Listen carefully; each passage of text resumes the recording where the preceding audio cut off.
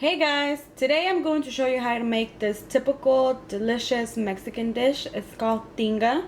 If you don't know what tinga is, it's just basically shredded chicken that's good with a chipotle sauce. And we use it in tostadas and flautas and all kinds of stuff. It's just really good, easy. So if you want to learn how to make it yourself, just keep on watching. But first off, you're going to need chicken. I like to use whole chicken because I like the dark meat and the white meat.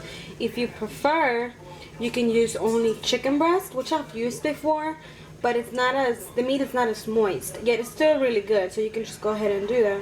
Only thing with using whole chicken is that when I do it for other people, you gotta be very careful with taking off like everything that people might not like finding on their food, like the skin and the little fat and all the little stringy stuff, bones, I mean everything.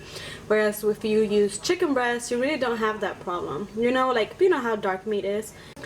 Or even easier, if you don't want to use whole chicken or chicken breast, if you don't want to cook it, what you can do is just buy a rotisserie chicken from the store. It's already cooked, just shred it and use that, and it works perfectly. And I'm just gonna go ahead and clean this chicken. I know it looks gross, or at least it grosses me out.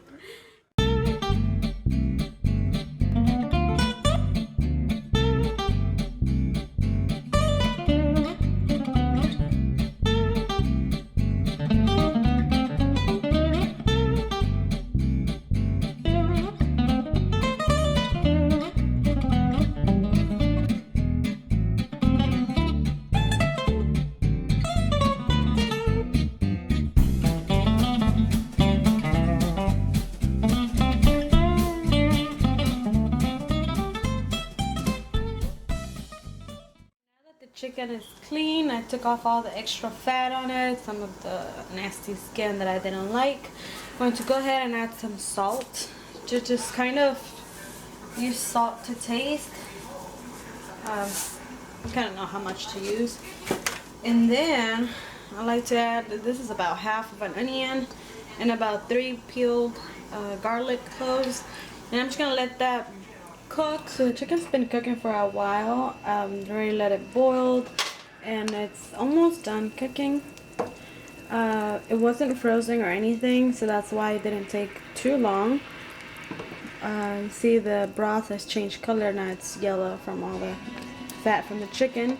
I'm gonna leave it here for about maybe another 15 minutes. And then I'm gonna take out all the pieces so they can cool off and we can go ahead and shred it. Guys, my chicken is completely cooked now. I'm just going to go ahead and take it out and transfer it into a bowl so I can shred it.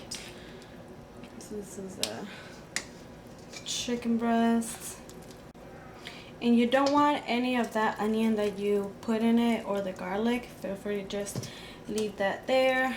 You do not want to throw away the broth because we are going to need it to cook the sauce with it, but I'll show you that in a minute.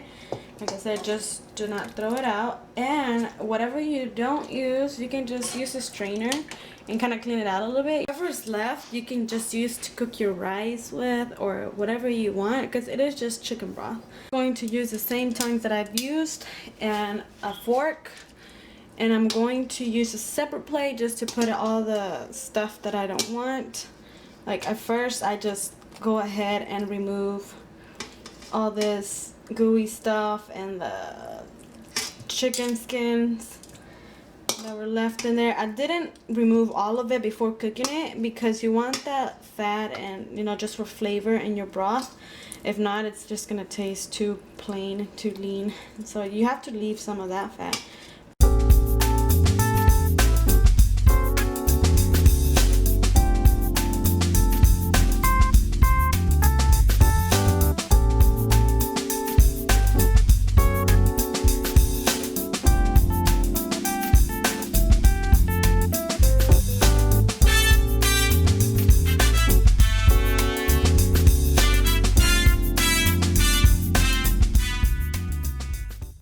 Alright, so here's the chicken all shredded now. As you saw, I used 2 forks just because some of it was still hot. Like I said, you can also use rotisserie chicken, but instead of cooking everything, you just go ahead, take off all the skin, all the bones, and just shred it. Okay, so here I have my ingredients. As you can tell, it's not very many. I just used about 1/3 of an onion, maybe half, and I sliced it up.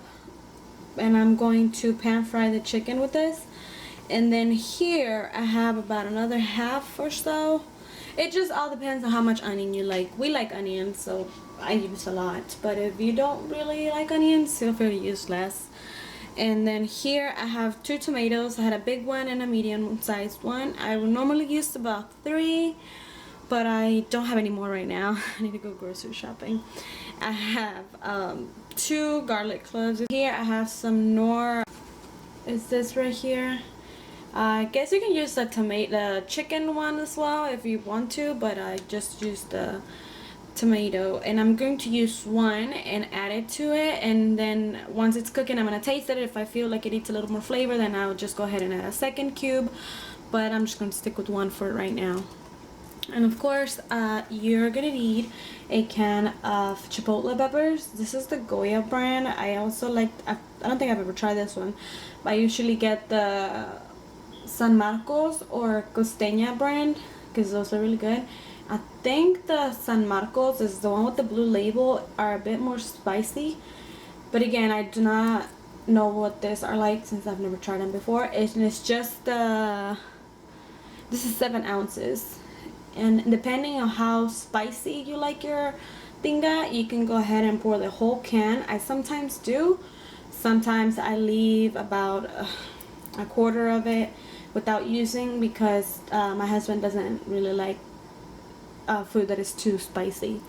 And if you have kids, you might want to make it a little mild too. So just with this, you can kind of just taste it, and if you feel like it needs more spice, and just add more. Here I just have a regular frying pan. This is a cast iron one, but it doesn't really matter, just as long as it's wide enough. But if you're making a lot more chicken, or if you want to have, like enough space to cook it, you can go ahead and use like a pot. So I am just going to let that heat up, and I'm going to pour some oil in it. This is pure canola oil. I got this from Kroger, and I like canola oil because it doesn't really burn as easily as vegetable oil or the other types of oils. So you can use whatever oil you like. Now that the oil is hot, I'm going to go ahead and saute my onions. I usually put some sliced tomatoes as well, but I didn't have enough, so I'm just going to use onions. It doesn't really affect the recipe.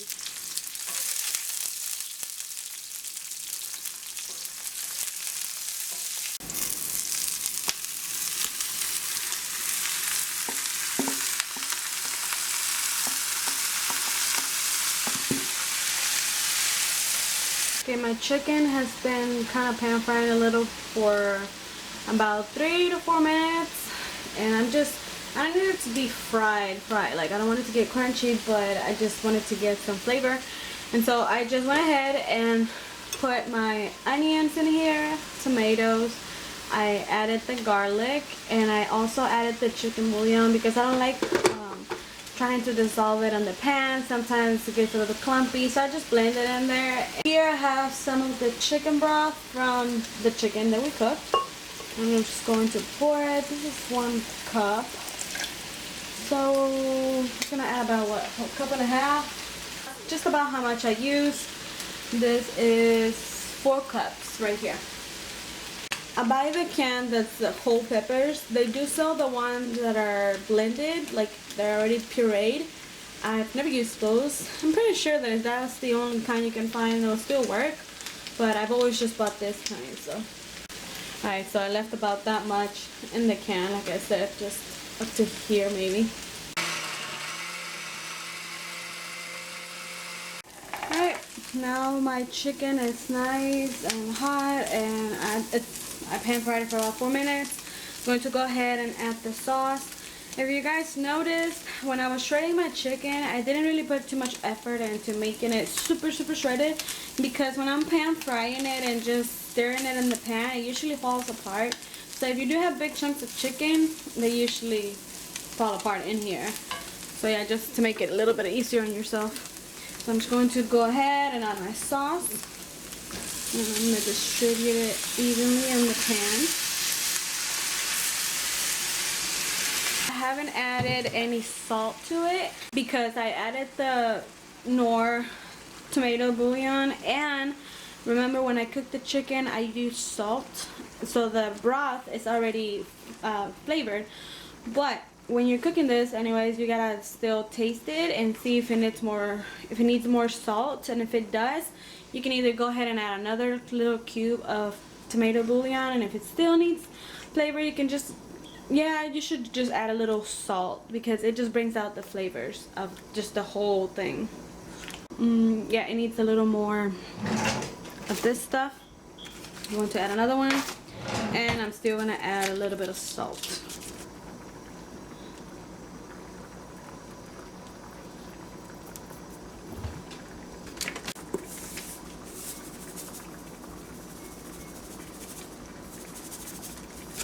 And like I said, guys, there's no measurements for this really. It's all based on what you like, what your preference is. I know some people like their foods really salty, some people tend to cook really bland, but it's all a matter of preference. So just kind of, you know, taste it and see if it still needs something, then just go ahead and add it. Taste the sauce. If you like how it tastes, then just let it simmer for a little bit, or like let it cook for a little bit, about 10 minutes in low heat. And if you don't think it's hot enough, you can just add the rest of the sauce from the Chipotle can, and you don't need to blend it or anything because it's already kind of pureed at the bottom, so you can just add the rest of it. That's pretty much it, guys. I'm going to let this cook on low heat for about 10 minutes, and then I'm gonna just serve it. We like to use this for tostadas, and I like to make empanadas with it. I've made it for people at work and they always love it. You can just eat it however you want it. And yeah, guys, that's it. That's how I make tinga, or chipotle chicken, which is what I call it when my non-Spanish speaking friends ask me what it is. It's really good. I hope you try it out and let me know if you like it. Let me know how it turns out if you do try it. And yeah, I have a few other recipes coming up. I just kind of need to make the time for it, but keep an eye on that. I will be posting during the month of November. So yeah, thank you for watching. Don't forget to subscribe and thumbs up this video if you liked it, and I'll see you next time. Bye bye.